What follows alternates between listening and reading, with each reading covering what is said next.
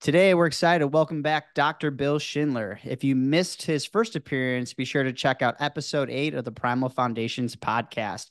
Dr. Schindler, welcome back.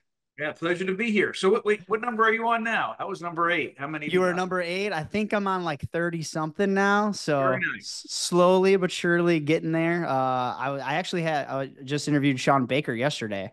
Oh, wonderful. Yeah, it was pretty cool. I've had Anthony Chafee on, a couple people, but you're one of the OGs. You're one of the first ones. Ah, wonderful. I'm happy to be back. Thanks for having me. Yeah, it's been almost a year since we last talked. And for the listeners who might not know you, can you briefly just share your background and focus in anthropology and archaeology? Sure. So, my background, I have a PhD in archaeology and anthropology. My focus is on ancestral technologies as they relate to food and diet and health. So, academically, all of my work is rooted in the deep, deep, deep past. But the past several years, in fact, the past several decades, what I've started to do is take that information and use it to try to help not only myself but my family, and more recently the community. So my family and I, we conduct a lot of ethnographic research around the world. We live and work with indigenous and traditional groups, documenting their approaches to food. And then we bring them back here. Now we have two entities. We have the Modern Stone Age Kitchen, which is a full-blown restaurant here in Chestertown, Maryland, where we apply everything that we've learned to create real nourishing food entirely from scratch for the community. And we have a nonprofit called the Food Lab, which is through that we still conduct all of our research, and we do things like podcasts and we write blog posts, and we also teach a lot of classes, so to teach people, empower them how to implement all of these things into their home. Amazing, amazing. And last time you were on the podcast, you helped map out this story of human nutrition, tracing 5 million years plus before the advent of technology and all the way to the modern day human. I want to kick off today of the podcast by diving into your backstory and health journey and exploring like what led you to integrating ancestral approaches into modern day food. Oh, awesome, awesome! I'd love to do that. The quick background story, and we can dive as deep as you want into any of this, is I'm a product of the 70s, where I was born in 1973, so I'm 51 years old right now. I was a product of the 70s where all the information we're getting from doctors and nutritionists and the government and coaches and everybody else who were trying to influence how we eat and the food system in general was we should take obviously saturated fat out of our diet. If you were a good mother, you weren't breastfeeding. If you were going to eat eggs, God forbid you eat eggs. It's literally it changed every year, but it was usually like one egg a week. Maybe you were allowed to have two eggs a week, and then it was no egg yolks and only egg whites. Get rid of all butter and replace it with margarine. Whole grains are going to solve all the ills of the world. And we started really to kick off towards that plant-based approach so many people have as well. And unfortunately, we started to take the good things out of meat, right? Everybody was focused on this very lean meat. So chicken breast was a very common thing at the time. And they were even genetically changing pigs, which if you ever saw a heritage, beautiful pig that was raised on a proper diet, the meat looks like beef. I mean, it's as red as beef. But because of this big kick towards lean white chicken breast and lean white turkey, they started to genetically changed pigs to be the other white meat was the way that they advertised it. So anyhow, I'm a product of that. I was overweight my entire life. I suffered all sorts of digestive issues. I found athletics in high school. I started wrestling and playing football, and I really took to wrestling really, really, really hard. And because I was working out, literally, I dove in so deep, two, three, four times a day. A lot of the weight that I was battling came off just because I was exercising so incredibly much. But I wasn't healthy. And I traded one incredibly unhealthy relationship with food, which was, I thought food was something that made me ugly, right? Made other kids make fun of me, made me feel bad about myself. I knew I had to eat. I was addicted to carbs. I was eating and eating and eating, getting heavier and heavier and heavier. But when I started wrestling, that weight came off. I took the appearance of an athlete because of the working out so much. But I traded that food is something that makes me ugly, relationship to food is something I'm scared of because all of a sudden now I'm in the 80s and the 90s and I have to make weight. And I ended up wrestling for Ohio State, which is it still is an incredible wrestling program. At the time, we were second, third, fourth in the nation. and I was losing 22 pounds in a day and a half every single week to try to make weight. So food isn't something I was scared of, right? I say this because everybody listening has their own individual, unique relationship with food, and it isn't until or wasn't until the past, I would say, 10 years that I actually started to look at food as something that nourished me, right? It was something that, made me look a certain way or feel a certain way in a negative way. It was something I was scared of. As soon as I stopped working out and I was no longer a college athlete, all this weight poured back on. My digestive issues were insane. I had restless leg syndrome. I was sick all the time. My skin was horrible. And everything about my relationship with food was just going downhill. I had tried, like so many people listening, so many diets, and none of them worked. And it wasn't until I realized that all of my life's work, all of my research looking into ancestral diets and the technologies used, our ancestors used to transform a raw ingredient from the environment into its safest and most nourishing form possible for the human body, did I start to realize that I actually had the answers I was looking for. I didn't need a nutritionist. I didn't need a doctor. I didn't need, whatever. I needed to actually look into the past and take that information and try to make it work for myself in a modern day.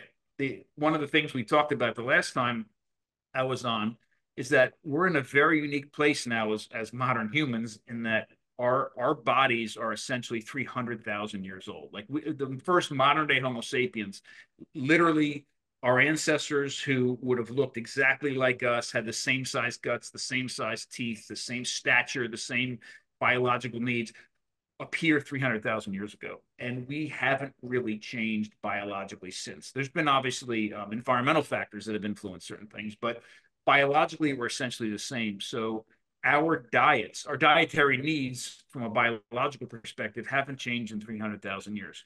But what has changed is the cultural context in which we're living. We're living in a modern world, which changes, as we know, very, very rapidly. It changes not only within 100 years or 10 years or a year, but on a monthly basis sometimes. So in order to be fully nourished, one of the things that I found in my past 20-year journey with this is that we need to find that happy medium where we are biologically nourishing ourselves to the best of our ability. And when I say that, I mean eating the most nutrient dense, bioavailable, safe food possible on a regular basis. And at the same time, understanding that to be fully nourished as a human, it's much more than those biological needs. We have to meet our emotional needs, or our cultural needs. For some people, it's our religious needs or traditional needs, or, and the list can go on and on and on. But that's what we focused on for the past decade or so, and it really made an influence on my own health. I'm healthier now than I've been my entire life, and that includes the years when I was a Division I athlete. And then we started to incorporate it into our family. And then more recently, we realized it was so incredibly powerful. That's why I wrote the book, Eat Like a Human, to share it. We started a nonprofit to share these approaches through classes. And then we opened up the restaurant in order to give access to families this incredibly nourishing. The that wrestling piece, I connect with that. I wrestled all through high school, and I was coaching wrestling for a long time. And people that and just like you, when I was younger, Italian family from Chicago. I mean, we ate, man. Like we Yeah. ate a lot. Yeah, and it was a struggle with food and the relationship with food, and especially when you're going into wrestling. I did the exact same thing as you. I traded one thing for another, where I'm not looking at food how I should be. I'm looking at the scale more or less of the time, and that's kind of dictating what I can and cannot eat. Am I going to be hydrated? Am I not? And constantly working out multiple days, multiple times in a day, and you're kind of changing one extreme for the other. But like you look at wrestlers and you're like, oh wow, they look really fit, they look great. But sometimes they're stepping on the scale before a tournament and they're like knocking on death's door, and they're sucked down, can barely stand on the scale. And that exacerbates that relationship with food.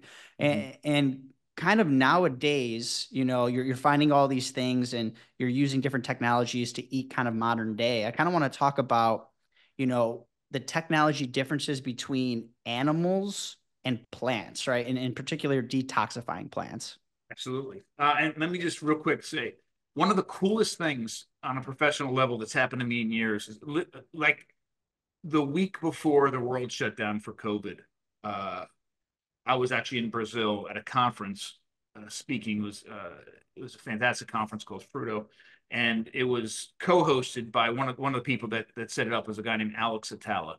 If anybody's ever, he's one of my favorite chefs in the world. If anybody's ever seen Chef's Table, he was on the first season. Okay. He's amazing. He's just incredible Brazilian chef. And anyhow, he's got this awesome restaurant. Usually, it's one of the top 10 restaurants in the world rated every year. It's called Dom DOM.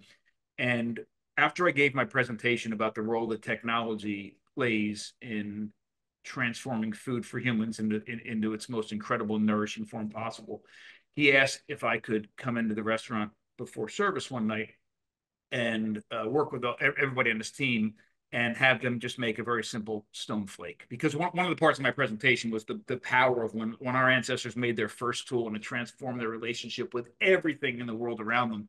And they no longer had to rely solely on their own nails and their teeth and their muscles. They now could make a tool to augment or overcome these obstacles. So I just made this simple flake. It's like, I need you to please come into the restaurant. And I was like, of course, are you kidding? So I came in and his whole team came and all these chefs and they literally just, we were in the restaurant, in the kitchen, banging on flint and making, and everybody made their own little flake. And what I wanted to, what I conveyed to them was, and what I want to convey to everybody listening to this as well, maybe not on a commercial, top restaurant in the world level, but at your home, in your kitchen, where what you do in your kitchen is just as important for your family as what they're doing in this, Michelin restaurant. Is we think about cooking as taking a raw ingredient or an ingredient or a group of ingredients and turning them into something that looks and tastes good. And that's important.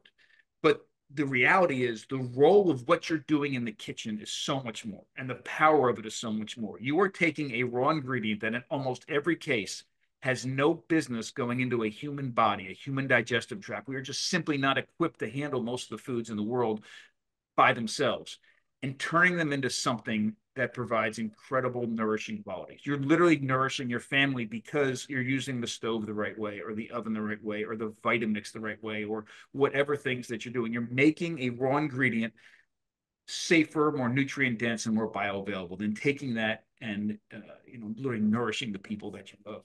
And that moment, I thought it was so very cool to hear some of the best chefs in the entire world that are like going crazy, banging on a rock, and then realizing what they're doing is even more important than they thought it was. So as far as technology is concerned, and uh, I don't I like to give full disclosure. I was a college professor for over 20 years, and one of the most important thing, the most important day of class every year, I thought, was the first day of class. And so many college kids right now are getting ready to go back to college, and usually the first day or two are they call it the syllabus days or the Syllabus throwaway day, yeah. days.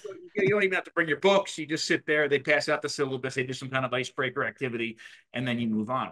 But the reality, I thought that day was incredibly important, most important day of the year, because I realize as an anthropologist, it is absolutely impossible to convey information to another human without some sort of bias, right? There's always inherently bias. Even when you're trying not to be biased, there's always bias.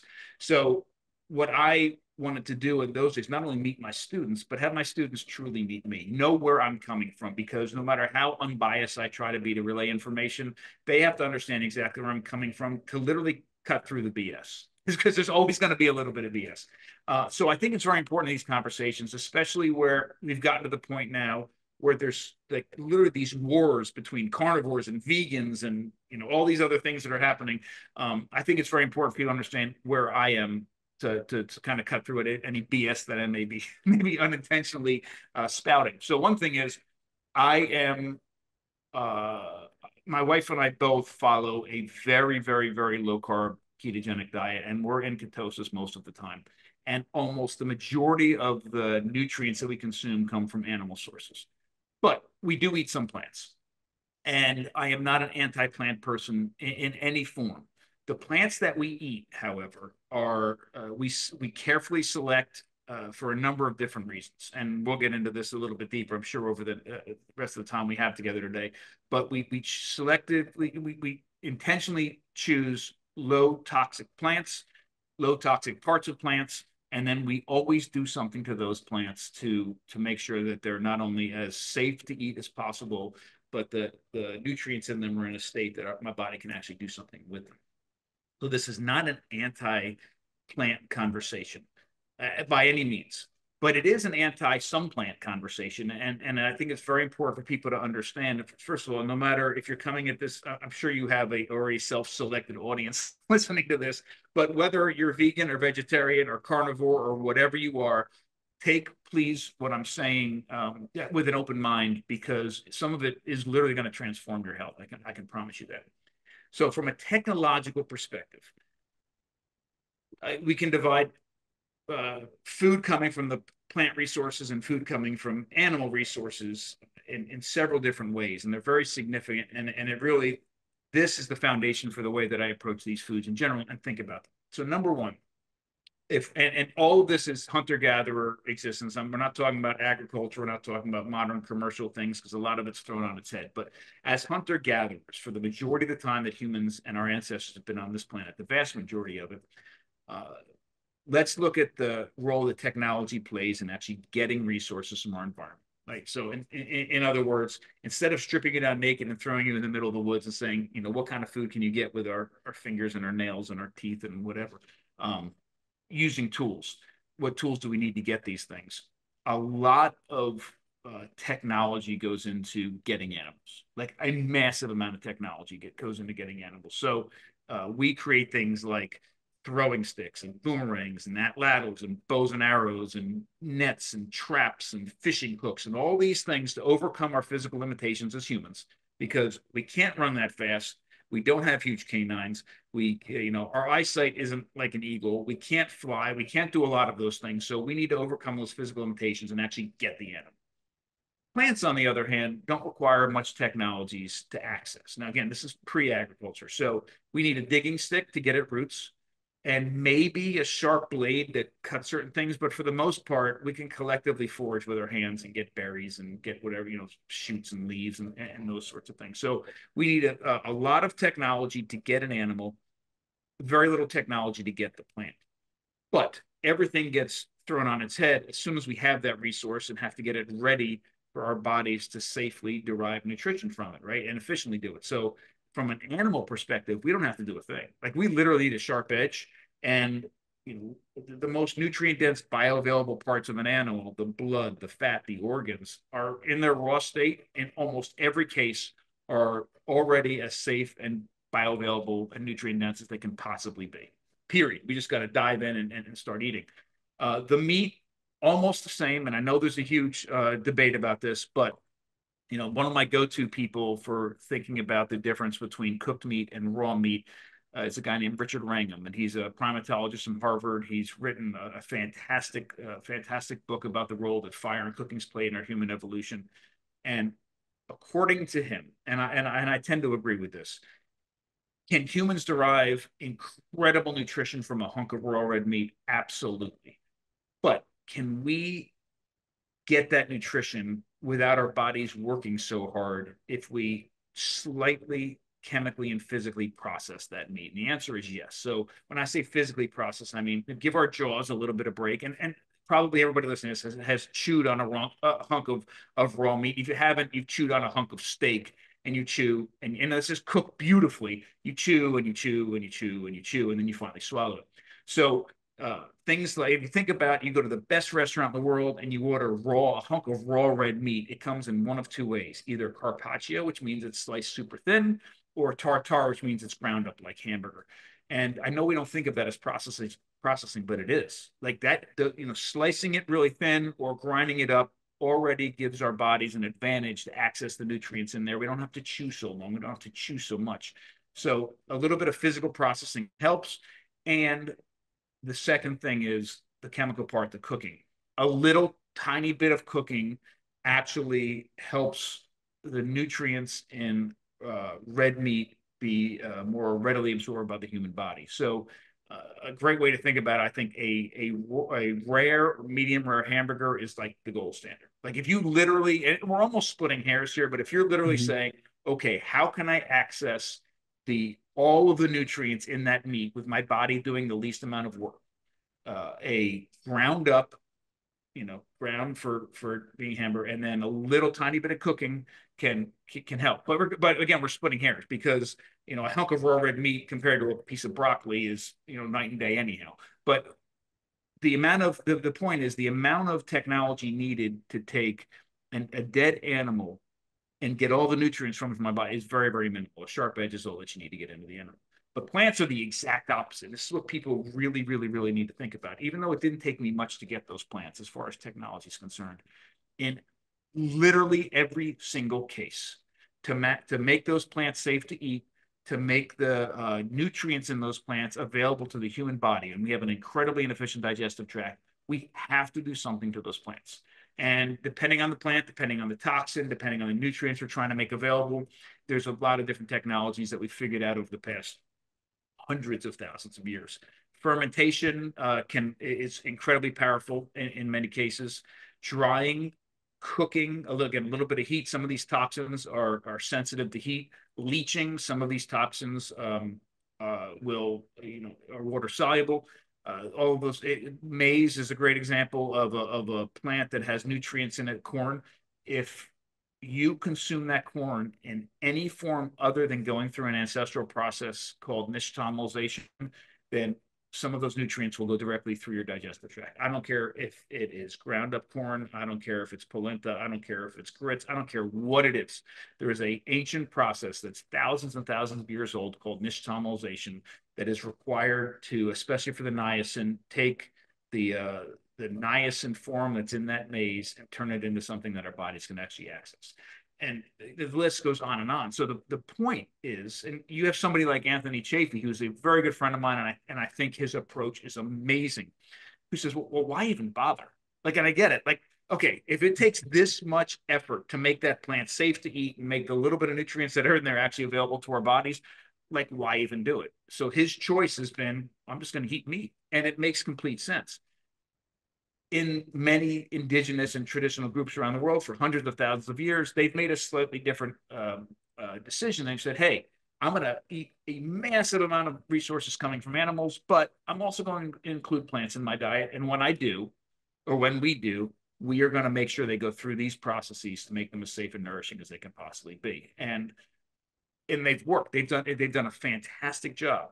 The two problems are, one, the modern industrial food system, because a lot of these processes take time or labor or cost money, we've stripped them away and we're not using them anymore. And we've spread this message that if we're going to save the planet, we're going to have to go plant-based. If we're going to be as healthy as we can be, we're going to have to go plant-based. Some plants are good, more plants are better. And all of a sudden now we have this influx of all these plants along with all their toxins, and they're natural toxins, including obviously things like glyphosate and whatnot as well.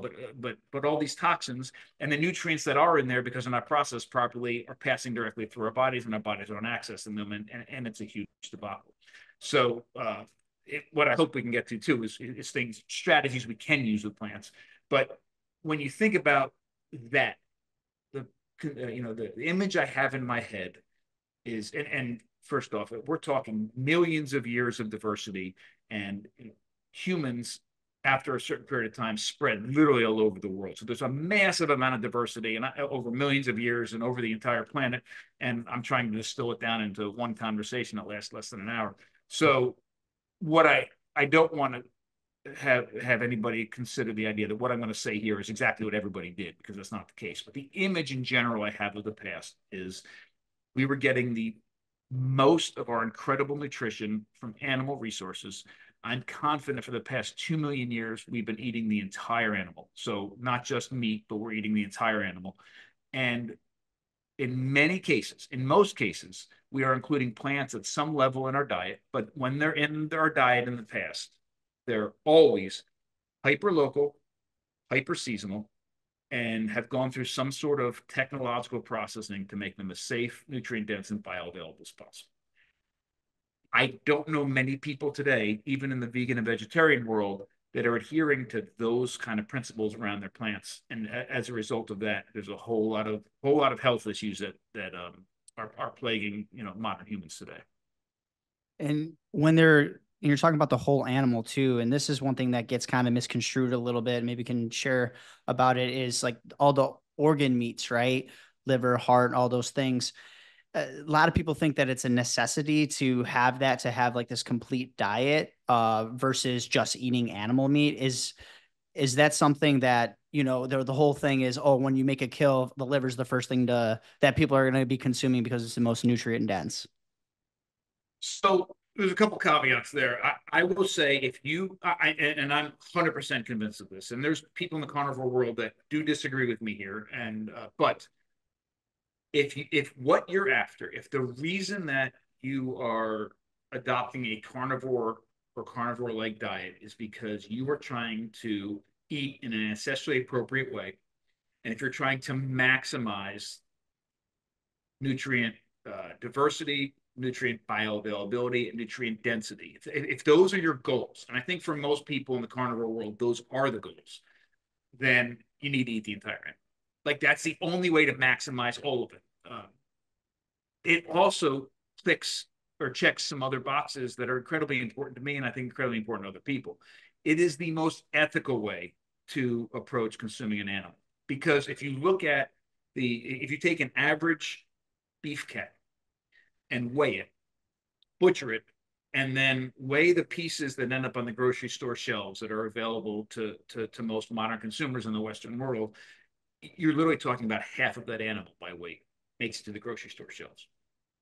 But if you look at indigenous and traditional groups around the world that are still killing and butchering and consuming animals, and you look at the archaeological record, what starts to appear is a completely different percentage. Right? We're looking at upwards of 90, 95, 96, 97% of the animal by weight is being consumed. So some of the arguments that we meat eaters have to address, right? And the attacks are, hey, how how can you take an animal and in all good conscience kill it and only eat half? Like, and then when you start doing the math, and a lot of the math that's attacking animal eating, okay, this much water goes into raising a cow that produces this much meat, or this much food goes into that, or all these equate this much carbon dioxide, whatever. When if you're literally doubling the amount of food, the weight of food coming from that single animal, all of those calculations change. Like literally, they change overnight. And on top of that, if you look at the nutrient density and bioavailability of the nutrients in the parts of the animal that are not typically consumed, it's a heck of a lot higher than the meat is. So even though we're talking about almost doubling the weight of food coming out of a single animal, we're more than doubling the nutrition that's coming out of that single animal. So from an ethical perspective, from a sustainability perspective, it makes complete sense. From a nutritional perspective, it makes sense. And truly, from an economic perspective, it makes sense as well, because we all know that those offcuts and the offal cost a lot less than ribeye and loin and fillet and all the other parts. So it makes complete sense to do that, and I'm convinced that it's ancestrally appropriate as well for the past at least 2 million years when we started hunting. The other thing, and I don't mean to derail this conversation, but I feel the need to bring it up. Sure. It really shows. It really shows how we get into these little boxes and we set up these sort of limits, and we think we're doing something extreme, but the reality is, in some cases, we're not even that close, and we need to be a little more open-minded. One of the other conversations in the paleo world, the ancestral diet world, the carnivore world especially, is this anti-insect thing. It's this idea that God forbid somebody is suggesting that we eat bugs because they're trying to take away our meat. And I'm not saying some of that isn't happening, right? That there aren't people that are saying, hey, eat bugs and don't eat beef. I'm sure there are. But if we can get out of our own heads and get away from these arguments that are made for us that just kind of fuel our passion, the reality is we have been eating insects well before we started eating meat. We have been eating insects for millions of years before we started eating meat, and another 1.5 million years before we started eating the entire animal. if we weren't eating insects, we wouldn't be here having this conversation. And even when we introduce meat, we're still eating insects. Even when we start, so we're eating insects. The majority of the nutrient density and bioavailability and diversity of nutrients in our diets are coming from insects before we start eating meat. Then 3.5 million years ago, we create a tool and start scavenging meat, so meat gets into our diet. Then 2 million years ago, we start hunting and we're eating the entire animal. This entire time we're still eating bugs. Like, we're always eating bugs. And if we think about it, most indigenous groups around the world today are still eating bugs right now, this very moment. Bugs are incredibly nourishing. They're loaded with protein. They're loaded with fat. When we prepare them the right way, they have incredible flavors, incredible textures, and they're incredibly sustainable. So we it's kind of like we get into this mindset, okay, we're pushing boundaries. Oh my gosh, I can eat ancestrally appropriate by including meat in my diet. And all of a sudden I'm kind of bucking the system and I'm getting healthy. This is great. But I'm like, don't even talk to me about liver. I'm not there yet. Well, we need to talk about liver. We need to talk about heart. We need to talk about spleen. We need to talk about blood and all these other things that were an important part of the diet. It wasn't just the meat. We kind of just cherry picked the meat out of the conversation. But even for those of us who are, many of us who are incorporating a whole animal approach to our diets, the idea of eating a bug is just, I'm not going to do it. And I'm not suggesting that we need to start eating bugs, or I'm certainly not suggesting, and please, I'm definitely not suggesting that we need to eat bugs instead of animals. That's not what I'm saying. But again, if the decisions that you're making about how you're nourishing yourself and your family are focused on things like, I want to eat ancestrally in an ancestrally appropriate way. I want to eat the most nutrient dense, bioavailable, safe food possible. I want to be ethical. I want to be sustainable. I want to be economical. If you're trying to do all of those things, then bugs need to be a part of the conversation. And it's not we shouldn't distill it down to crickets or fillet, right, conversation, because that isn't the argument. That argument has been made up. The reality is, if we want to eat in an ancestrally appropriate way, we really have to stretch our minds and say, what were our ancestors truly eating on a regular basis? And this whole, there is a distinction here too of what you're talking about, because everything you're talking about, mainly besides like, eating bugs straight up, would be it's processed. You're processing these foods, and there's a distinction between processed foods, which we hear, versus ultra processed foods. It's a big difference. So, and my wife and I have tried for 2 years to come up with a term for processed food, the way we're talking about it, in a wonderful, beneficial, essential way for humans, that isn't processed food. Because as soon as we hear processed food, we have this negative connotation and this negative image, and we should, because I think the way you did it is probably the best. We have ultra processed food, which is the majority of the modern industrial food system machine. And then there's processed food, which to me begins 3.5 million years ago, when we start making stone tools, and we can butcher, and we can cut, and we can slice, and we can dice, and we can peel, and do all of these magical things with just simple stone edge that we couldn't have done before. And then we invent technologies like fire, and we can cook our food and chemically transform our food through it. And then we create technologies like fermentation or nixtamalization, and all of these wonderful things that can take a raw ingredient and turn it into its safest, most nourishing, nutrient-dense form possible for the human body.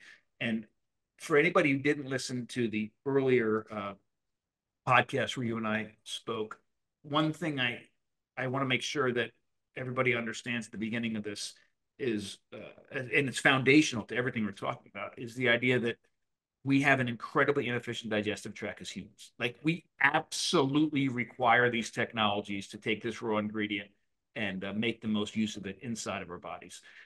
We have been creating these technologies, simple but powerful technologies, for millions of years. And it's on the back of those technologies that our bodies and our brains grew. So here we are in these relatively large bodies with massive nutrient-needing brains, left with a digestive tract from much earlier forms. A digestive tract that was of the size to fuel much smaller bodies and much smaller brains. And it's because of the other inputs, all of these technologies, that allowed us to pre-digest incredibly nourishing food and detoxifying food before we put it into our bodies, that we could literally build these bodies. So we require these technologies. We've literally domesticated ourselves over millions of years. And I don't care how strong you are, how many edible plants you know how to identify, and animal behavior patterns in the woods or whatever. None of us, there isn't a human on the planet in the past 300,000 years that could go into the woods naked, survive, and nourish our bodies without creating some sort of a technology. And if you look at any of these survival shows, I mean, something like Naked and Afraid, right? Naked and Afraid filmed for 28 days, and everybody's allowed to bring one tool with them, uh, and and usually it's something like a pot or a knife or a fire making kit or something. And they usually spend time while they're there making other things to allow them to protect themselves through shelter or fire to cook their food, or whatever it is. They film. I've talked to people on the show. I've talked to producers of the show and people that have filmed it, and they filmed this show for 28 days because it takes 28 days worth of content. And I mean, there's two people. You have cameras. 24 hours a day, 28 days of content it takes for them to get enough to fill a 42-minute show, because they do nothing. Like they literally do nothing, because all they're doing is trying to conserve energy and survive. So that's with technology. None of us could fuel our bodies without some sort of a technology. So when you wake up in the morning and go downstairs and get into the kitchen, I don't care if it's the blender you turn on or the stove you turn on, or God forbid the microwave or whatever it is you're using, like or open up the refrigerator, it's keeping our food cold. Those technologies are essential to taking a raw ingredient, turning it into something that can actually nourish us, and then we can put it in our mouths, and it goes through the rest of our really inefficient digestive tracts. Those technologies are the key to making the most of our resources. Is there anything that you kind of start to stay away or stay clear? I know you said I'm going to be picking certain vegetables that you and your family enjoy and like.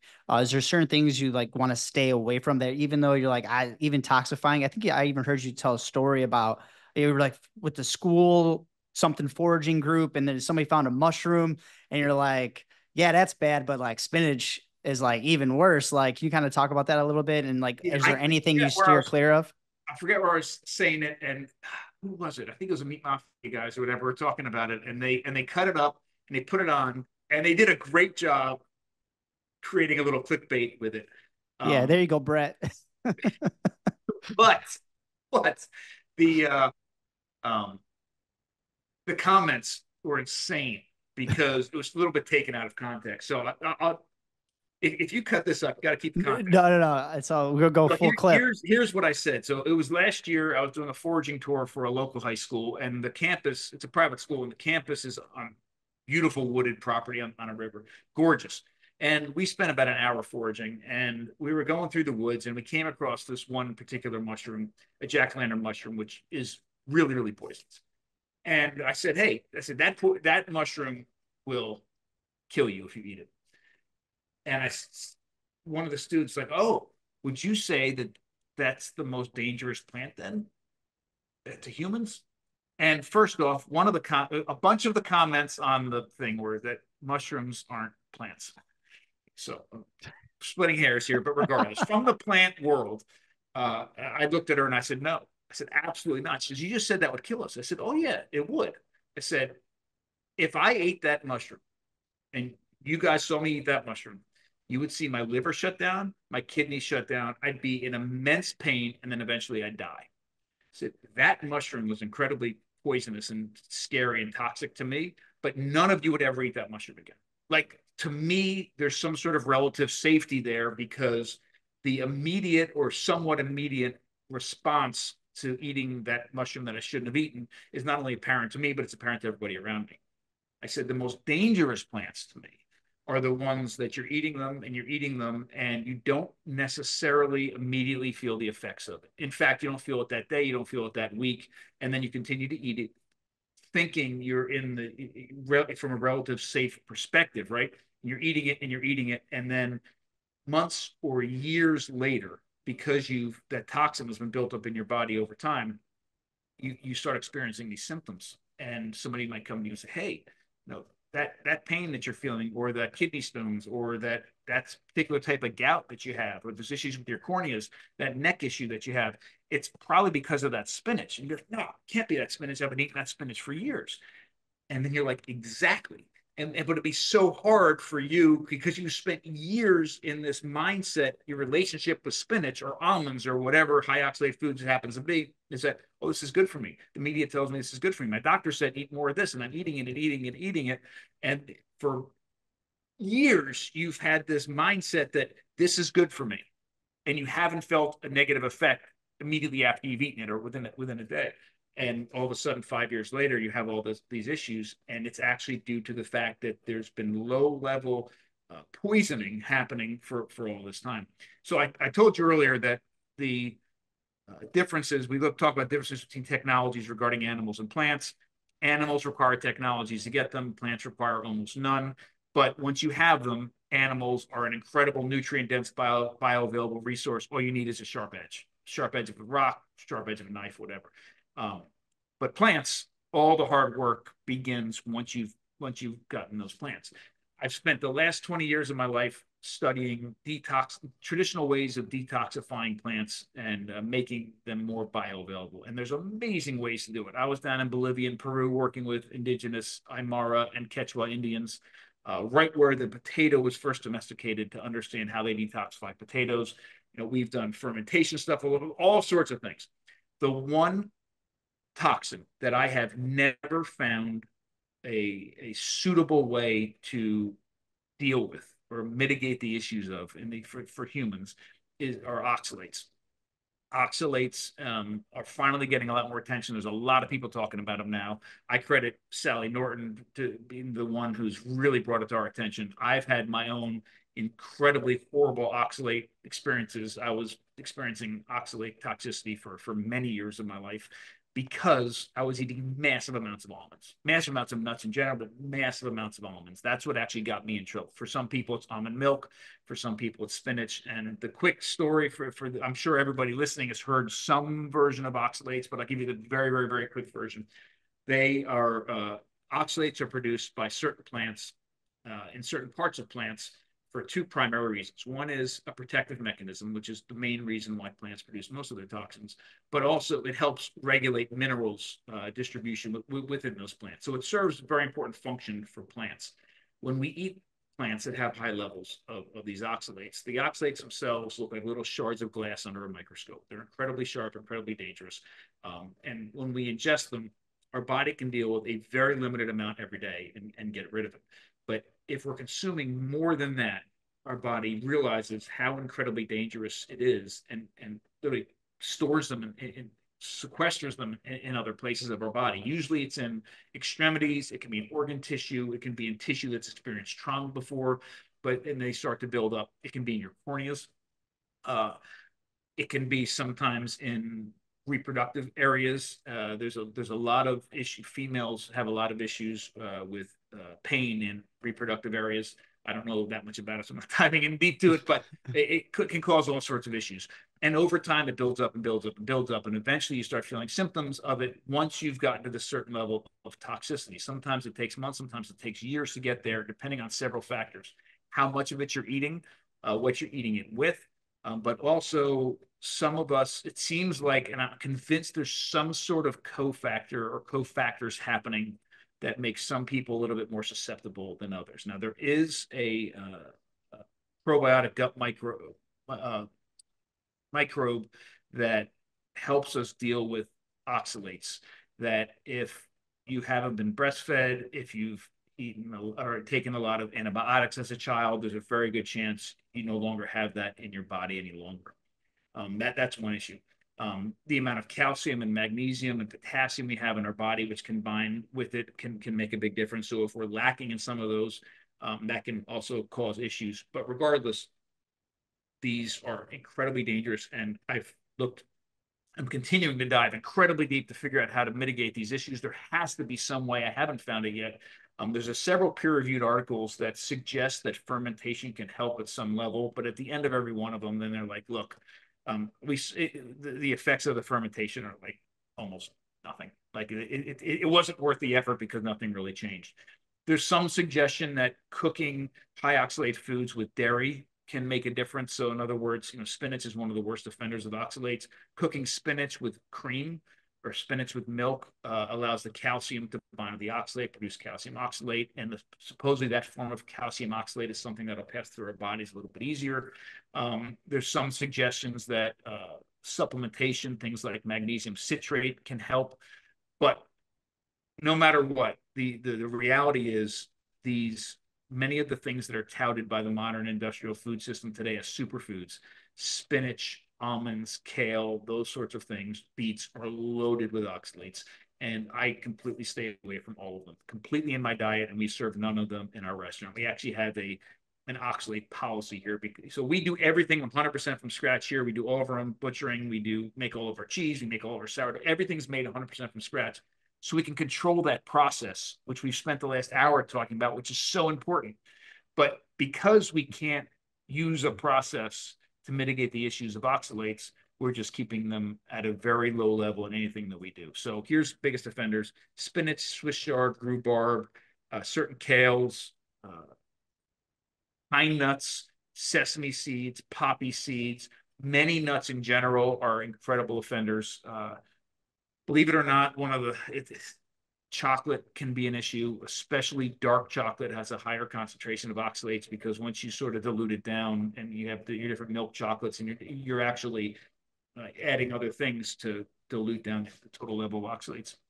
I would refer anybody who's wondering about oxalates to Sally Norton's work. She's, again, my go-to all the time for it. She's got a fantastic website.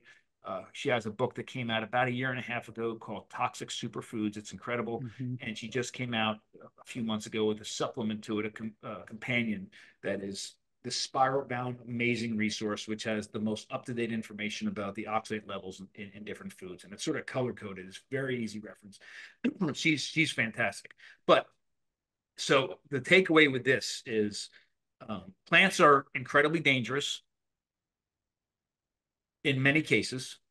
A lot of those dangers can be mitigated through different technological approaches, depending on the toxin. Oxalates are something we should just stay away from, in my mind. The plants that do have nutrition in them, in almost all cases, is very difficult or impossible for our bodies to access without some sort of help. So we stay away from high toxic plants in general. We stay away from plants that have a lot of oxalates in them, and we use technologies like fermentation or cooking or healing to help mitigate a lot of those issues. A couple of and I know it's people listening to some of this for the first time may be overwhelmed by some of this information. So kind of like, and I know the same thing. When I learn something new and I get flooded with information, I sort of shut down. I'm like, well, I don't exactly know what to do now, so I'm not going to do anything, and I don't want to send that message. The first message I want to send is it is an incredibly complicated world around plants, and it's worth that. If plants are something, if you want to go the route and just eat meat, then do that. If I actually love the texture and the taste of certain plants, and I do include them in our diet, and I do think that our ancestors, for most of our existence, have always included at least some level of plants in our diet. It wasn't the mainstay, but it was something that was in the diet. So I do include plants in my diet, but I always do something to them. So here's a couple of takeaways. Number one, again, remember that it's a whole world to learn about, and it's actually really interesting to dive deep. But first steps. The first thing you need to understand, and I want to talk about the biology of a plant very, very quickly because I think it makes a lot of sense this way, is the plants are trying to defend themselves. That's it. They're trying to survive long enough to reproduce and do whatever they can to allow their babies to survive long enough to reproduce. And then if all this works, then that species, survives. And if it breaks down, then they go extinct. So since plants can't fight, since plants can't run away, plants engage in chemical warfare, usually through the form of toxins, in order to stay safe. If we think about a plant itself, just from a basic level, and I'll do a very quick version of this because I think it's a great way to create the framework in our mind to think about it. there are certain, we call these secondary compounds that plants produce, we call them allelochemicals. Most of these allelochemicals are produced to protect and keep things away. Some of them are created to attract. And when we think about the role of different parts of plants, it can help us understand where the most toxins exist. Plants, in all cases, roots are incredibly important to plants. Roots are really important to plants that are perennials. You know, it's because when there's seasons and parts of the above ground part of the plant dies off, and even when it doesn't die off, but there's less access to sunlight and the ability to do photosynthesis, then the storage part, most important part of the plant, is underground. So your roots, your corms, your tubers, your potato-like things are very starch rich because all that energy is stored down in there, and the plant feeds off it during the time of the year that it doesn't engage in photosynthesis. So you can imagine, with that being such an important part of the plant, it uses a lot of effort to create toxins to protect that part. So roots, corms, tubers are typically incredibly toxic, and most of those toxins typically exist in the skin of the roots, corms, tubers, because that's the interface between this important part of the plant and the outside world. So skins, peels of these things are usually very, very toxic because they're warding off insects, they're warding off fungus, they're warding off bacteria, diseases, all these other sorts of things, keeping other animals away from it. So if you do nothing else with a root, corm, or a tuber, make sure you peel it. Like a potato, I will never eat a potato peel the rest of my life, ever. And I actually just wrote an article for the Weston Price Journal. It's coming out this summer about the toxin load in potatoes and how to mitigate it. And most of the toxins exist on the skin. So if all you do is peel the skin, then you've taken care of a huge level of that. So peeling in general is very important. The shoots and the leaves, they can have various levels of toxins depending on the species and time of the year and a bunch of other factors. But when you start getting to things like seeds and fruits and flowers, it's very, very important to think about the function that they serve for the plant. Flowers are rarely toxic. In fact, they're typically very, very safe to eat because their role is to attract. I mean, flowers are beautiful and they smell good and they taste good because they're attracting things to help with the way that that plant propagates itself, right? So things like pollinating plants are attracting bees and other things helping pollinate. So flowers are typically very, very safe to eat. Fruits are really interesting because the fruit itself is there to attract as well. I mean, the role of a fruit is to attract an animal to come, eat that fruit, complete with all of its mature seeds, and the seeds go through the digestive tract of the animal goes off, and the next day it goes to the bathroom and it deposits these seeds in a pile of manure. Exactly what should happen. It's part of the way the plant reproduces. So mature, ripe fruit is typically very low in toxins as well, but it only goes for the ripe fruit. And this is incredibly important for people to understand. It doesn't make sense for the plant to attract the animal to eat it before the seeds are mature. So in most cases, a fruit that is unripe has a higher level of toxin in it than the ripe fruit. And this even goes for stuff in the grocery store. I know people that are trying to eat less sugar or trying to go for the bananas that aren't ripe and all that. There's actually, if you look at the toxic load of an unripe banana compared to a ripe banana, it's literally night and day. Anybody in my part of the world, we have a plant here called an American persimmon. If anybody's eaten an unripe persimmon, you'll never eat another persimmon the rest of your life. Like, it is the worst thing on the planet. But as soon as it becomes ripe, it's my favorite fruit in the world. So it actually shuts off the toxin and it does everything it can to attract an animal to it. So ripe fruits are typically low in toxins. Peels are another story. So I usually peel all my fruit as well. Seeds are typically toxic, and seeds, nuts, grains, and legumes, the babies of the plant, are loaded with toxins, lectins, phytates, all sorts of things that until that seed or nut or grain has germinated, these things are keeping it dormant, keeping it safe. So the quick story is roots, corms, tubers are typically toxic, but you can mitigate a lot of the issues by peeling. Stems and leaves are, depending on the plant and season, give or take. Certainly, I would stay away from spinach at all costs. Fruits are typically, if you're worried about toxins, then ripe fruits are typically very safe.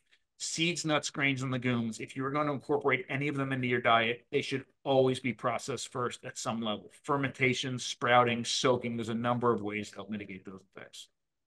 Uh, that's a you named off like a ton of stuff of especially like you were talking about like superfoods because that kind of laundry list you made of like spinach, kale, all those other things where we are perceived as or we perceive as like, oh, these are healthy things. I got myself into trouble a little bit. I went vegan for a couple of years just because I thought that was Yeah. ethical, for my health, things like that. For about 2 years, as much quinoa and as spinach and kale smoothies that I've had, I ended up developing blepharitis in my eyes. Hmm. And that was just kind of an effect that was lasting month after month. And I ended up going on doxycycline. The doctors couldn't they were like, oh, hot compress, you'll be fine. Never worked. I'm on doxycycline for months on end, and that being on antibiotics for a long period of time, that's other health issues that were occurring.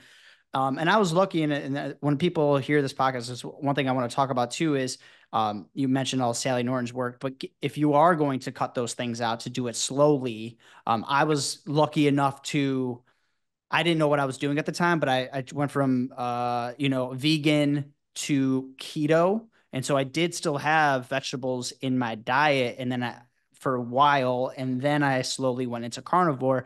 And as I went into carnivore, keto a little bit helped, but carnivore for me, I just quickly realized that I didn't have blepharitis anymore, and I didn't have to take antibiotics. But you also mentioned that the calcium too. I think we have a mutual friend, James Lieben, the carnivorist.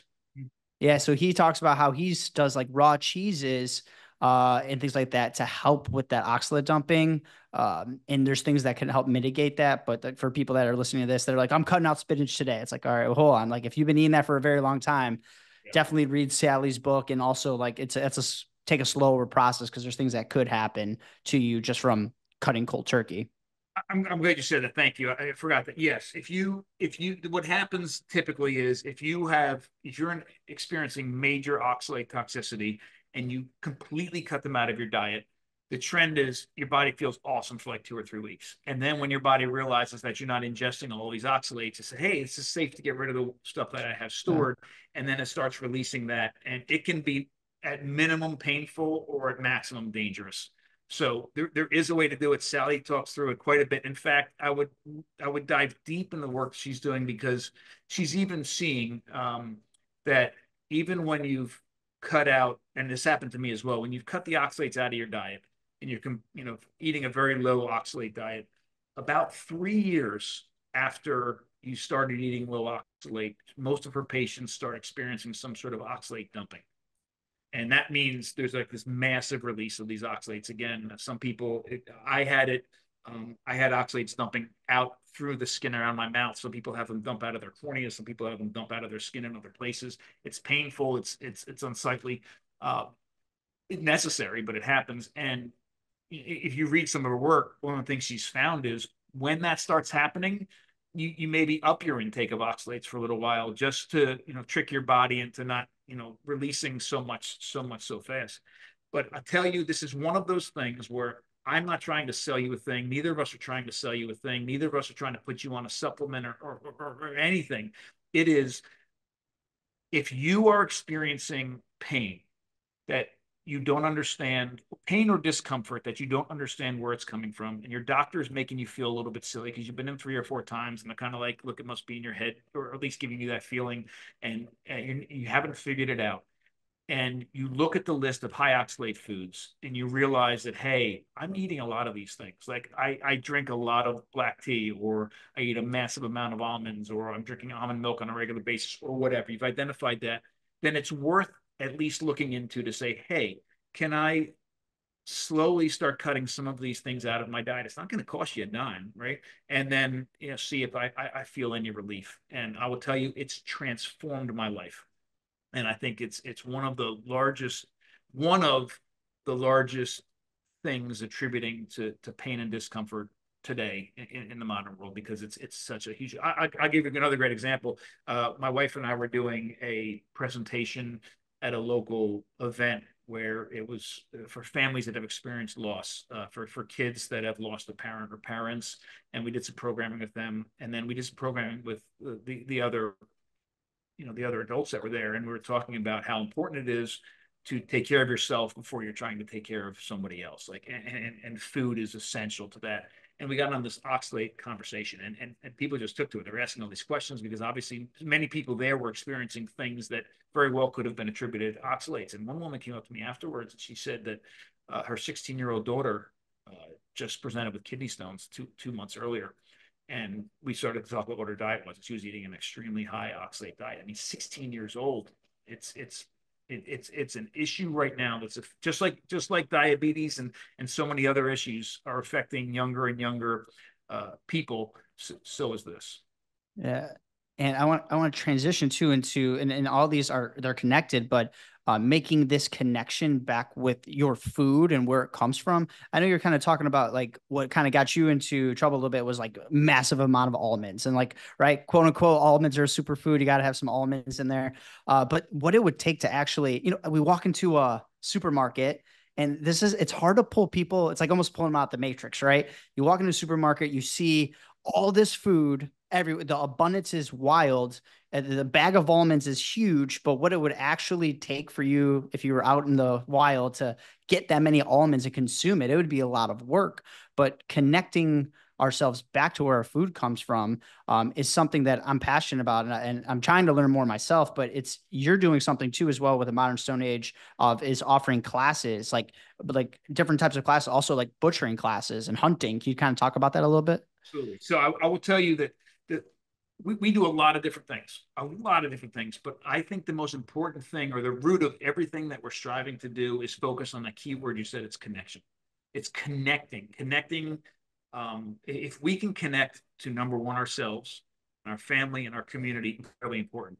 And if we can also connect to our environment and connect to our ancestry and our past, we can probably answer almost every question we have ourselves about how we should be eating, how we should be nourishing ourselves. I mean, we have all of that intuitive in there as long as we do that reconnection, because most of the forces in the world today are working very hard to disconnect us. And the more disconnected we are, the more somebody else can control the information flow, and we become susceptible to things like advertising and marketing because we have no fathom of what it takes to actually get that resource from the ground or from the woods or from the whatever and into the bag. But we have no idea because those, I call them limiting mechanisms. The limiting mechanisms that have been in place forever ensured that we didn't overdo certain things. And so, for example, an example I think you were given was with the nuts. And the example that I always tell is when I was a kid, we didn't have a lot of money and we didn't buy nuts. Like it wasn't nuts were very, very expensive. And the only time that I really ate nuts was on Christmas. And we'd go to my grandparents' house and they'd always have a big bowl filled with nuts, like the mixed nuts, but in the shell. So there were almonds and Brazil nuts and walnuts, I remember, and pecans. And they had one of those little Crackers. cracker things. And I'd Yeah. sit there happier than heck for hours, cracking. I get a big handful of nuts, I'd eat them, and that was kind of my nuts. And that's what I ate, not for the entire year, but that was the most amount of nuts I'd eaten. Anyone sitting for the entire year was at that moment. And it took me hours to crack all these nuts. And it was fun, but I didn't even collect those nuts. And what most people don't understand too is outside of those shells of those nuts are a hull. So if you were to get nuts from the wild, first of all, none of the nuts that I ate out of that bowl are wild. They've all been domesticated and genetically transformed to become the domesticated versions they are today. Almonds, for example, a wild almond is incredibly toxic, and the bitter almond, and it's been detoxified slightly through progressive domestication events. The English walnut, all of these things. So I'm sitting there, I'm crushing and crushing and crushing these things, but I don't even realize that if I were to collect those nuts, I would have to go find the trees at the right time of the year when the nuts are falling. I'd collect the nuts, then I'd have to take the hull off. Then I typically would dry them or roast them, not always. And then I'd have to crack the shell off of them. And then I'd have to pick out the nut meats on the inside. And then I'd finally have some nuts. Incredible amount of work. So it would have limited my nut consumption to the season that they were falling, my ability to collect them, my ability to take the hull off, my ability to crack them, my ability to take all the nut meats out. And then again, typically I would do something like roast them or something on top of it. lot of work, a lot of limiting mechanisms there. Nuts would have been at a very low level in my diet. But and so then growing up, I was limited to Christmas at my grandparents' house because of an economic reason, right? Because nuts were very expensive. But now you can go to Whole Foods or BJ's or one of these other big box stores and buy a bag of shelled almonds for almost nothing. And Yep.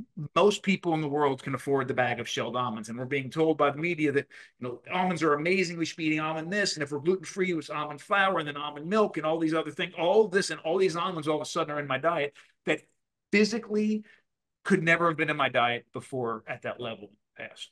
And I could say the same thing about spinach. 150 years ago, 100 years ago, even decades ago, you would only have access to spinach during the several weeks of the year that you could grow the spinach outside in your area. And look, spinach itself, a couple times a year, no big deal. Spinach every day becomes a huge issue. And we've created a lot of these issues because we've become so disconnected. The food system has changed. All the parameters, all the limiting mechanisms have changed. And now we have all of these resources at our disposal from an economic and temporal perspective. And things are getting shipped in from all over the world.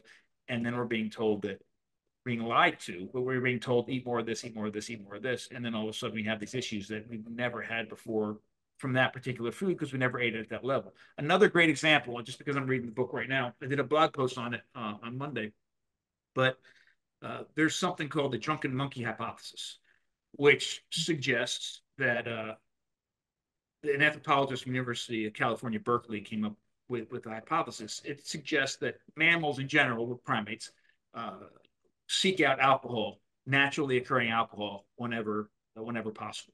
And a lot of his field work was looking at primates that, when the sugar-rich fruit falls to the ground, it starts spontaneously fermenting because there's wild yeast in the sugars, and that these primates in general will go out and seek them out whenever possible. So that low-level alcohol consumption was a part of our diets for a very long time.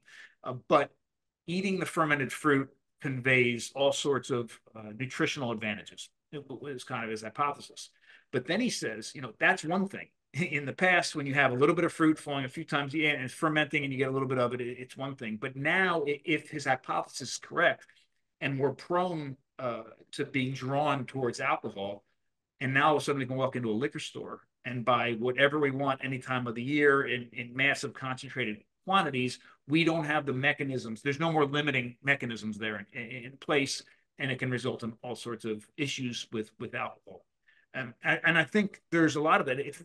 If we reconnect to our food, where it comes from, how to process it properly, then we can a lot of the issues will be solved literally overnight.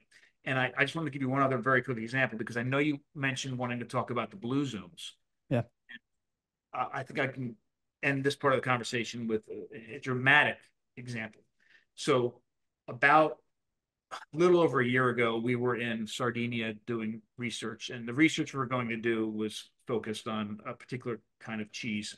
But we ended up, and it was completely unintentional, we ended up in a village called Villa Grande on the east side of Sardinia. And it turns out that is the epicenter of the first blue zone ever identified, is this particular village in this particular. And can you mention what kind of dignifies them or specifies them as a blue zone, like right, the Sedentarians? If anybody's ever seen the Netflix special Blue Zones or the Dan Buttner books on the Blue Zones, Dan Buttner had identified certain locations around the world that has the longest living populations. And he's identified them as they call them blue zones. And there's several, a bunch of them, not a bunch, but numerous ones around the world. And one of the narratives that he's putting forward about the blue zones is that the reason that these people are living to such old ages is because they eat primarily plant-based diets. And again, we ended up in this village not on purpose. This wasn't to try to debunk the blue zones or anything like that, but we ended up there, and we were there with the person, and it took me almost 8 years to set this research up, the particular research I was looking for. And I finally, a couple of years ago, got in contact with an amazing woman. Her name is Gisela Rubio, and she's a native Sardinian, but she's also a food historian there as well. And she lives in this village. and we went to visit, and she connected us with the most traditional people in this village. So just remember, we're going in there not with the whole film crew, but we're going in there through the contacts of a local food historian, and we were literally with families that are still eating in a very traditional way, which is fantastic. So we're there, and we experienced several different things. First off, we realized that yes, my gosh, the age of the people are living to in this village is literally unbelievable. Regularly, we came in contact with people over 100 years old.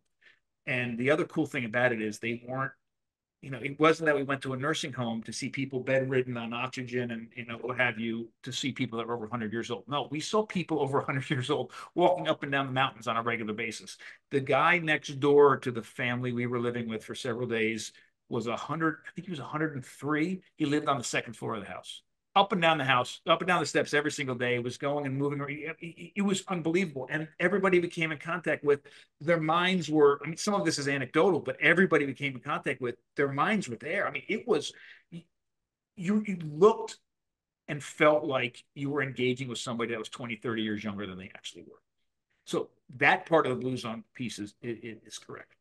But when we started eating with everybody, a couple of things became very important, very, very apparent. One is that vegetables are almost non-existent. Like there were not many vegetables there whatsoever. It was very animal based, and the animals that they were, I didn't say meat based, animal based. They ate every single part of the animal. That cheese was a huge part of their diet. It was always fermented. Like they weren't drinking milk. They were always fermenting it into different things, typically these wonderful cheeses. And the connection, which is the main part I want to have here, the connection to their food was something I've rarely experienced anywhere in the world. I mean, it was amazing.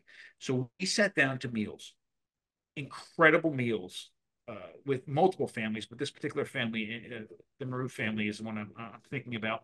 Multi-course meal, food everywhere, and there wasn't a thing on the table. Sorry, there was one thing on the table for all this food where there was an ingredient that it was comprised of that somebody at that table didn't have a complete connection with. And I mean complete connection. It's not like they went to the grocery store, bought these ingredients, and made whatever it happens to be. They grew it all. They raised it all. They harvested it all. They processed it all. They butchered it all. They cured it all. Literally every single thing on the table, except for the wine, somebody at that table raised, grew, harvested, butchered, fermented, whatever, cooked at that table. There wasn't a question. It was the most connected meal I've ever been around in my entire life. And the wine came from Gisella's brother, I think, made the wine. So he wasn't sitting there. So the one thing he grew the grapes, he harvested the grapes, he fermented the grapes, he made the wine. But he just didn't happen to be there, but his sister was. It was unbelievable. So a couple things came out of this experience. Number one, the narrative that these blue zones are focused on plant-based diets is completely wrong. In fact, the percentages that they're putting out there are completely. I think I've seen up to 95% plant products in these areas. If anything, it's the exact literally the exact opposite. Again, this is somewhat anecdotal, and I don't have the numbers to put in there. I would say 80 to 85% animal and 15 to 20% plant. And it wasn't like this huge diversity of plants. I mean, there were tomatoes, there were eggplants, there were olives and olive oil, there was onions and garlic. That's not all I That's remember. it. And the entirety of the animal. The other, and this is what I think, and it's a great tactic. If you read the books or you watch the Netflix special or anything else on the blue zones, they do throw out a lot of truths in the beginning. And then they kind of build your trust, and then they throw this dietary part in there, which is wrong, and it kind of slips it in there, and you already trust them. So some of the things that they're saying are completely right. Number one, people are just wonderful. They're nice. They're amazing. They're communal. It's a wonderful experience to be around everybody that's there. So that's a piece. They're exercising regularly. There's no gym. I didn't see one gym in the entire village, but everybody's out walking all the time, up and down, and harvesting and working and walking, and all of that is, I think, very helpful as well. they are very animal based, which is the opposite of the narrative. But the other thing that is, I think, really important is not just what that food is made of, but their connection to that food. And their deep connection makes it so that they don't have to ask any questions about their food. Like there were nobody had to ask a question about anything at that table because they were all so viscerally connected to all of it. But the other thing that happens when you have that deep connection is those limiting mechanisms that we just talked about that are no longer in much of the modern diet are there. Like they're forced to eat local, they're forced to eat seasonal, they're forced to know that when they harvest this they have to go through all these processes, and they take time and they take effort and they take whatever, in order to make them happen. So these things are, when we're in a world now where we can walk into the grocery store and buy literally anything we want and have to ask the questions, how much of this, how much of this should I have, how much of this should I have, at that table you didn't ask that question because they could only have so much of whatever. They only had so much meat compared to how much organs they put into it, right? Because they killed that animal and did whatever they did with it. And that's what they had to work with.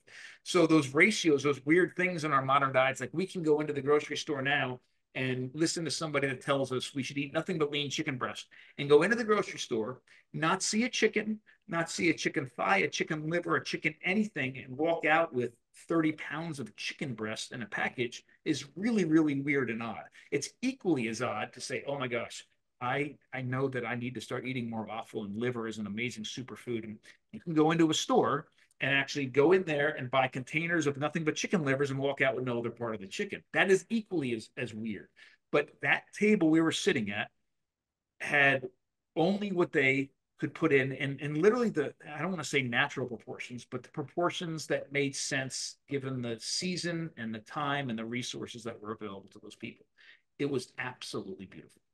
It sounds like an amazing experience. That's awesome. And I think I even pulled this, and this is what I want to talk about too, because I always get questions like, because people know me, I'm more, again, 95% of what I eat is going to be red meat, more animal based, meat based type deal. So I'll add some different things in there too. But people ask me about blue zones all the time. Like, oh, do you know about blue zones? Like, they're more plant based and they live to 100. I was like, I don't really even think I think there's a lot of misconceptions around it. And even like I pulled this from the website too. It was this from a Harvard study, or somebody from Harvard was saying that they don't know uh, meat is like a radiation. I don't know if you've heard this. Is like meat is like radiation. We don't know what the safe level is. That's directly from their website. Hey, one of the things Yeah. that blows my mind that is really, really interesting to me is, and I do think the Blue Zone narrative is a very intentional, deliberate message that's being sent to try to, further this plant-based sort of agenda. Yeah. But I will also say it is more complicated because one of the things that we found very quick. So every time we visited a house or came downstairs to see people or whatever, the first thing that happened was they went and got, no matter where we were, they went and brought out all of this amazing cured meat from their own pigs. It didn't matter what family it was, and a whole bunch of cheese that they had made, and they put it on the table. Maybe a couple of olives or whatever, but always that, always. And this happened day after day after day after day. And then there was a Sunday where we had this huge meal, the main meal I was just referring to, where they had this entire animal that they were roasting, and then all the intestines were roasted on this other thing, and we ate this whole. It was beautiful. So the next day, that was on a Sunday, and the next day, I flat out asked, "All right, how often do you eat meat?" And they're like, "Oh, usually about once a week." What are you talking about? I've been eating meat every single day since I've been here. Like I don't understand what you're talking about. Like, no, once a week. And the through the translation, what I realized was when I was saying, when are you eating, how often are you eating meat? They were referring to that big, huge barbecue that they had on Sunday night. Mm. Which was a big to do. And it's a very regular thing on Sundays, and they do it very often, and it takes all day to prepare it. So that particular interaction I had they came back and finally we realized that they were referring to that big event. Now they eat the rest of that animal all week long. They have all this cured meats they bring in all the time. They have all this cheese they bring in all the time. But that particular event, when I say eating meat, they mean barbecue. So meat was in the diet every single day, but the answer to that question was one day. And I don't, you're really talking about people that are untrained anthropologists that are going into places, asking a question already with an agenda that they're trying to support and walking away with some of this information. And the reality is something very, very different from a number of different levels. There are traditional blocks that make it such that people from an outside world don't get to see the reality of certain things. There's issues with linguistics and language and dialect, all sorts of things that can prevent the actual genuine message of what reality really is getting across. So I'm not trying to suggest that there's these unintentional things that have created this narrative, but there are unintentional things that I think impact our ability to get real information as well. Yeah. And going into kind of end this a little bit, I want to talk about the modern Stone Age kitchen. And we kind of talked about a few real briefly, but some different things that are coming up and some things that you're excited about to be offering. Sure, absolutely. So we're located here in Chestertown, Maryland. For anybody that knows the area, we're on the Eastern Shore, so on the east side of the Chesapeake Bay. Beautiful little rural historic area. But we're only about an hour from Washington, D.C., about an hour and a half from Philadelphia, and about 3 hours from New York City. So if you're in any of those areas, we'd love to have you, love to see you. We have two entities here. One, and the one that we're really, really focused on empowering people to nourish themselves and their families through is the food lab. So the food lab is, we continue to do research. We actually just got back last week from the Republic of Georgia doing awesome traditional fermented dairy research and some things on wine, but that's another story. So we continue to do research and use that research to help empower people through things like podcasts and blogs, and I'm working on another book right now and a bunch of other things, as well as classes. So we have a whole host of classes. Typically every weekend we have at least one class here in our teaching kitchen. So we do everything from cheese making to fermented dairy to butchering, sourdough breads, all sorts of things. And we also have online classes and on-demand classes as well. Downstairs, and one of the things that we found is that our primary goal is to empower people to do things for themselves, do all of these things for themselves and incorporate it into their life. But we do also realize, like I mentioned at the beginning of our conversation, that even though we're in 300,000-year-old bodies, we're in completely different cultural contexts. And between work and the other issues of modern day life, sometimes doing all these things in your home is not always as easy. So we decided to open up, and it slowly grew, but we have a restaurant downstairs called the Modern Stone Age Kitchen, where we make food only according to the rules and regulations that we've already outlined to make food as safe, nourishing, nutrient dense, and bioavailable as can possibly be. And the cool thing is, we're not just doing a bunch of weird things that people would think are weird. Our mission there is literally to take familiar food and make it as nourishing as it can possibly be. So you could walk into our doors and see everything from a ham and cheese sandwich to a pizza. But since we've done everything entirely from scratch using ancestral approaches, that all of our grains are 100% wild, long fermented sourdough. I don't care if it is a loaf of bread to a croissant to pasta, 100% wild, long fermented sourdough. We butcher everything in house. We use a nose to tail approach. We make all of our cheese, all of our fermented dairy. We don't use any industrial nut or seed oils. We don't use any refined sugar or fake sugar for that matter. So we only sweeten with honey, maple syrup, or muscovado sugar, which is just literally dehydrated cane juice. And there's a host of other things as well. But the idea is you can come here with your family. Everybody can get something to eat, and you can leave comforted knowing that it was the healthiest, most nourishing version of whatever that food happens to be. So other things coming up, we just releasing property nearby here, just a few miles away. And this fall, we are starting some experiences to do exactly what we talked about earlier, to connect people to some of the most visceral things that we ever did as humans, and that's hunting. So you can go a lot of places around the world and spend a lot of money to go hunt and go kill an animal. Our focus is on everything but that piece. Like that, we know that's a necessary step, But to me, the most valuable parts of hunting, the parts that I think about all the time, and I remember hunting with my father and my son or whoever I was with, it's everything leading up to the point that you've killed something and everything afterwards. So everything from understanding animal behavior patterns to setting up a tree stand to those sorts of things. We're going to spend a lot of time working on that. And everything from as soon as that animal is dead. So things like how to field dress an animal with the intent of eating the entire animal, how to butcher that animal, how to cook all the different parts of that animal, how to do other things with the parts of that animal that you're not using as food, like brain tanning deer skins and that sort of thing. So we're piloting a few programs this fall and hoping to launch very, very soon a whole lot of programming around incredible connection to something that we as humans have been doing for at least 2 million years. That's awesome. I mean, I'm a city boy, right? I don't, when I go hunting, I go to the store and get ribeyes. So like I need to learn these things and get more connected to the food, and something that I've been trying to chip away at and do. And if I'm going to be in that Maryland area, I'm definitely going to be coming.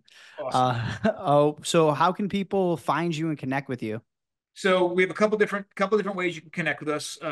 My Instagram and Facebook is at Dr. Bill Schindler, so at Dr. Bill Schindler.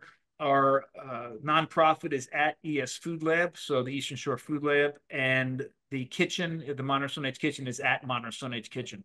As far as websites are concerned, we're in the midst of consolidating and doing a little bit of rebranding, but for right now and for the next several months, we have modernstoneagekitchen.com, and you can find out everything you want to find out about the restaurant, how to order, how to come in and eat, and what kind of offerings we have. And then eatlikeahuman.com is where our blog resides. Anything pertaining to the nonprofit, you can find there as well. Two other quick side notes.